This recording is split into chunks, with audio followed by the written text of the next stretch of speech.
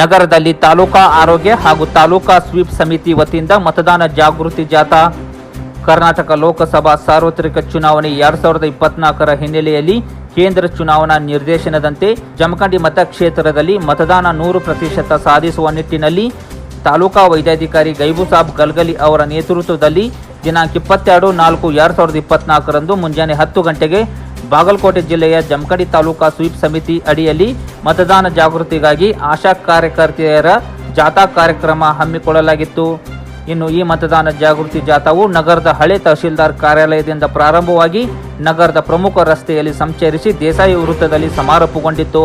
ಇನ್ನು ಇದೇ ಸಂದರ್ಭದಲ್ಲಿ ತಾಲೂಕು ಪಂಚಾಯಿತಿ ಇಒ ಭಾರತಿ ಚಲುವಯ್ಯ, ಟಿಎಚ್ಒ ಗೈಬುಸಾಬ್ ಗಲ್ಗಲಿ, ಪೌರಾಯುಕ್ತೆ ಲಕ್ಷ್ಮಿ ಅಷ್ಟಗಿ, ಉಮೇಶ್ ಜೋಶಿ, ಸಿದ್ಧಾರ್ಥ ಗೋಟೆ, ಸಂತೋಷ್ ಬಾಡ್ಗಿ ಸೇರಿದಂತೆ ವಿವಿಧ ಇಲಾಖೆ ಅಧಿಕಾರಿಗಳು ಬೀದಿ ಬದಿ ವ್ಯಾಪಾರಸ್ಥರಿಗೆ ಹಾಗೂ ಮನೆಗಳಿಗೆ ತೆರಳಿ ಕರಪತ್ರ ನೀಡಿ ತಪ್ಪದೆ ಮೇ 7ರಂದು ಮತದಾನ ಮಾಡಿ ಎಂದು ಅವರು ಸಾರ್ವಜನಿಕರಿಗೆ ಮತದಾನ ಜಾಗೃತಿ ಮೂಡಿಸಿದರು.